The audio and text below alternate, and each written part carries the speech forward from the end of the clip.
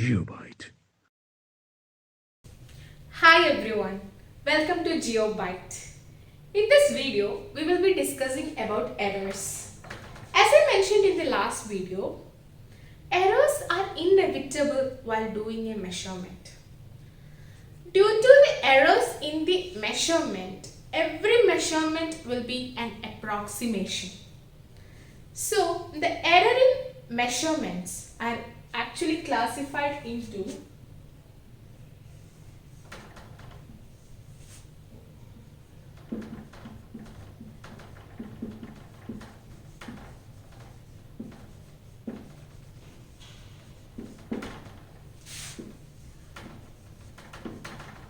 systematic errors and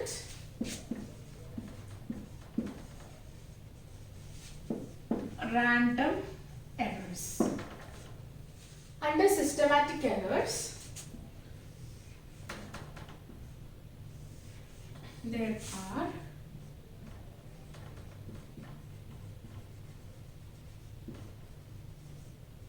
instrumental errors,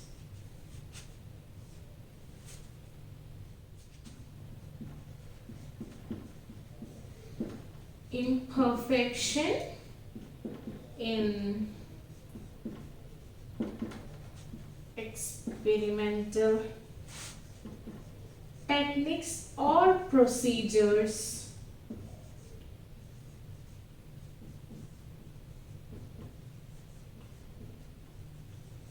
and personal errors.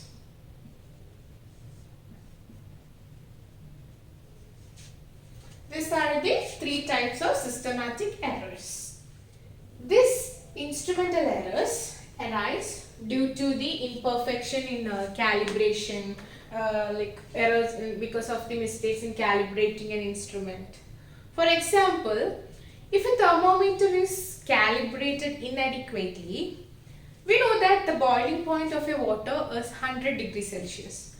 If the thermometer is inadequately calibrated, when we measure the boiling temperature of water, it may show as 104 degrees Celsius or less than 100 degrees Celsius. So that is an error. That is, such category comes under instrumental errors.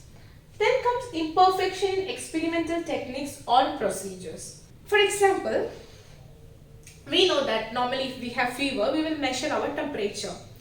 So normally we used to measure the temperature by keeping under the armpit. That temperature will be less than, that temperature will shows a value which is less than the actual body temperature. So that is the imperfection in technique.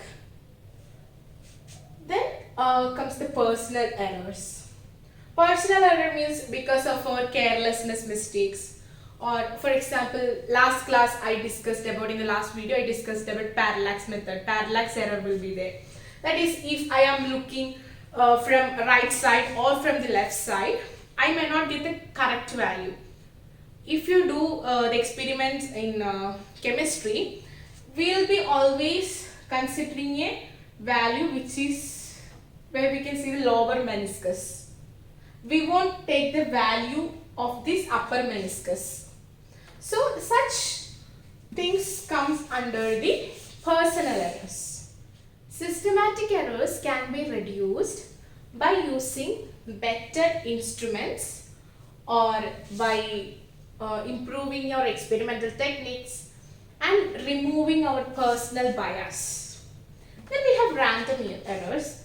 As the name says, this arises due to the fluctuations.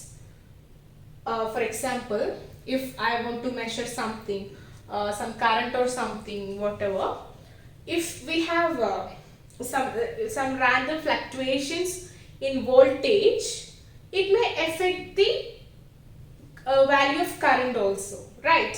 Because according to the Ohm's law, we know that V equal to IR. So this depends upon current. Okay. Then I don't know how many of you heard about holography experiments or interferometers and all. In such experiment also we should be very careful. Even the small vibrations can cause the final value, the final result of the small vibrations may also affect the final result of the experiment. As I mentioned in the previous video, when I am measuring a same thing, if I am measuring this marker for 5 different times, I may get 5 different values. Now, another type of error is least count error.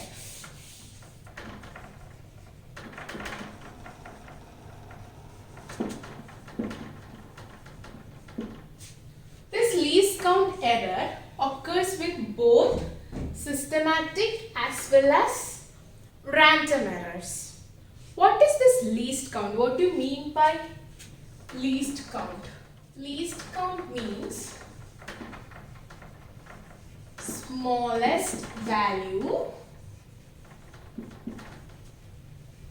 that can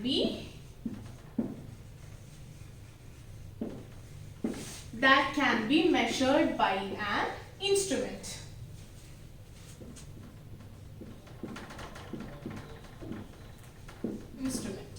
That is the least count.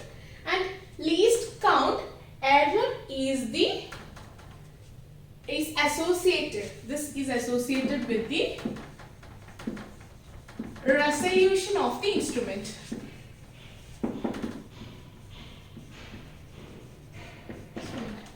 The common example which we know is the ruler, right? What is the least count, least measurement which we can use with this ruler? It is 0.1 centimeter. And if I take vernier calipers,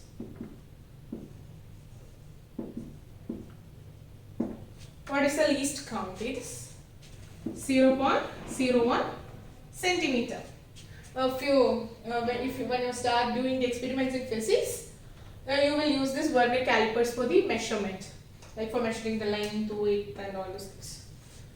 Then we have spherometer, which is used to measure curvature or radius or diameter of the spherical surface.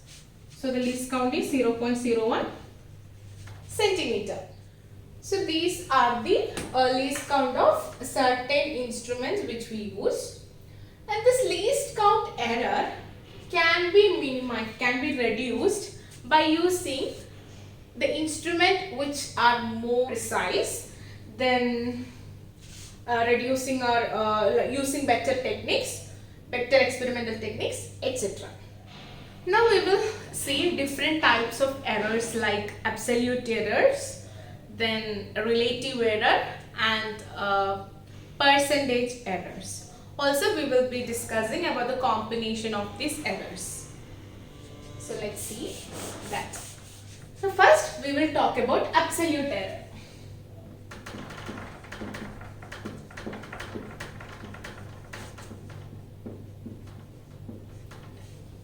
Suppose we are making several measurements, A1, A2, A3, A4, etc. A. For example, if first when I measure the length of this, I may got 1 centimeter, then I got 1.1 centimeter, then I got 1.2 centimeter, then I got again 1 centimeter, 1.1 centimeter. How will we take the mean of it? What will be the average of this? It's 1 plus 1.1 plus 1.2 plus 1 plus 1.1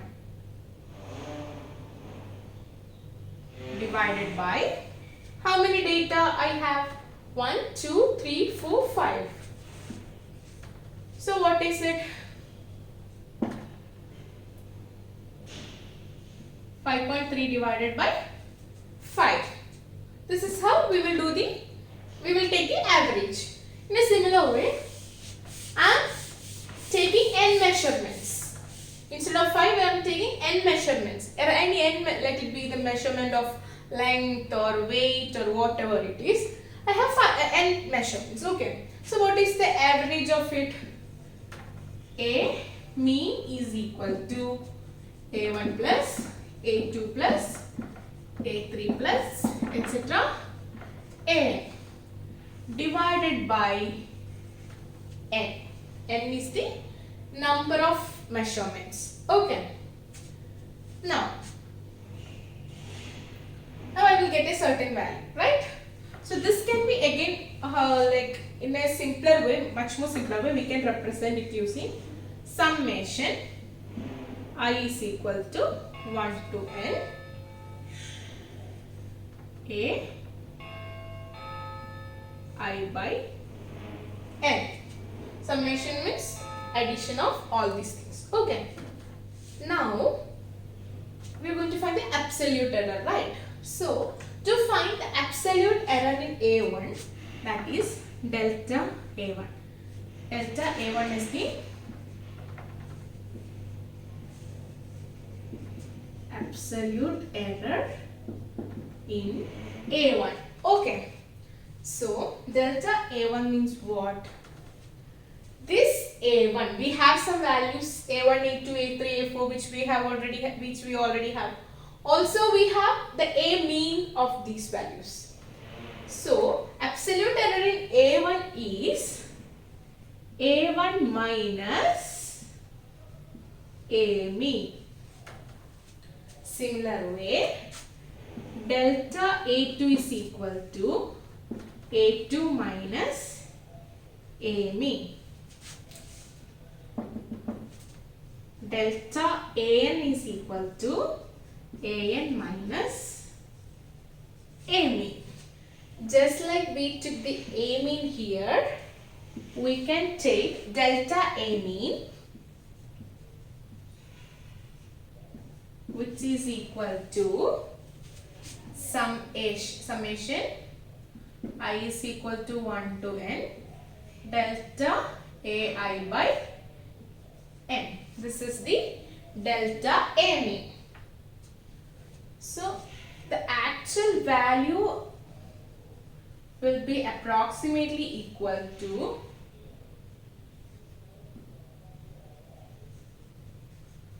A mean plus or minus delta A mean. So this is the error. Okay. So this actual value of this A lies between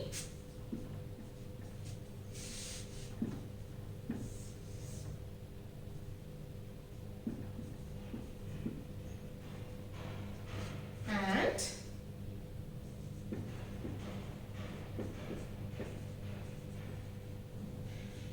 this A lies between A mean minus delta A mean and A mean plus delta A mean. Okay. So this is about the absolute error.